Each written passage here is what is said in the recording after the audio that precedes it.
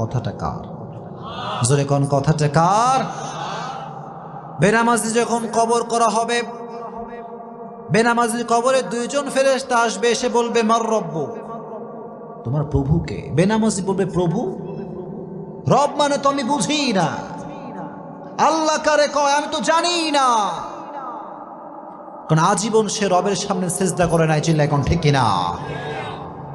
মাজার পূজারী যে হবে সেও কিন্তু আল্লাহর সামনে উত্তর দিতে পারবে না, চিল্লা এখন ঠিক কিনা? মাজার পূজারী আসনা নাই? মাজারের সামনে সিজদা এরকম লোক আসনা নাই? উত্তর করতে পারবে না। প্রথম প্রশ্ন বেঁধে যাবে। দ্বিতীয় প্রশ্ন মান নাবিয়ুকা, হু ইজ ইউর প্রফেট, তোমার নবীর নাম কি? সে উত্তর করতে পারবে না।